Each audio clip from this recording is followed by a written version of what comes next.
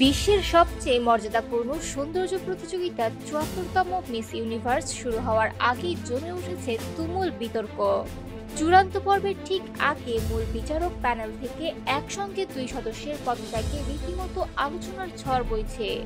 আগামী শুক্রবার থাইল্যান্ডের ব্যস্ত শহর ব্যাংককে অনুষ্ঠিত হতে যাচ্ছে এবারের গ্র্যান্ড ফাইনাল। তার আগেই ৮ সদস্যের মূল জুরি বোর্ড থেকে সরে দাঁড়ান লেবানিজ ফরাসি সঙ্গীতশিল্পী ওমর হারফুশ। গত মঙ্গলবার নিজের ইনস্টাগ্রাম অ্যাকাউন্টে একটি পোস্টে হারফুশ অভিযোগ করেন, তাকে সম্পূর্ণ পাশ কাটিয়ে একটি অস্থায়ী জুরি প্যানেল গঠন করা হয়েছে। আর সেই প্যানেলই ১৩৬ দেশের প্রতিযোগীর মধ্য থেকে ৩০ জনকে বেছে নিয়েছে। ঘটনাটি তিনি সোশ্যাল মিডিয়ার মাধ্যমে জানতে পারেন বলে দাবি করেন।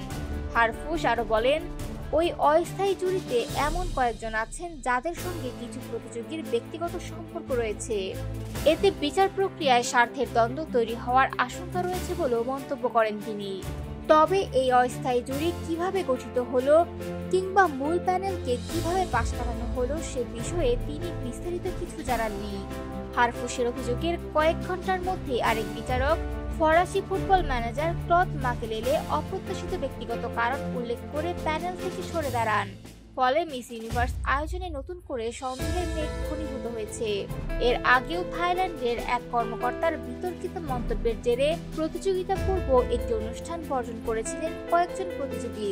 সব মিলিয়ে এবারের আসর শুরুর আগেই একের পর এক বিতর্কে ঘিরে ফেলেছে বিশ্ব সুন্দরীর এই প্রতিযোগিতাকে। এদিকে সকল বিতর্কের মধ্যে দৃঢ় মনোবল নিয়ে আন্তর্জাতিক মঞ্চে লড়ছেন বাংলাদেশের প্রতিনিধি তানজিয়া জামান মিথিলা। সৌন্দর্য, আত্মবিশ্বাস আর ব্যক্তিত্বে তিনি ইতিমধ্যে বিশ্বব্যাপী জনপ্রিয়তার শীর্ষে জায়গা করে নিয়েছেন।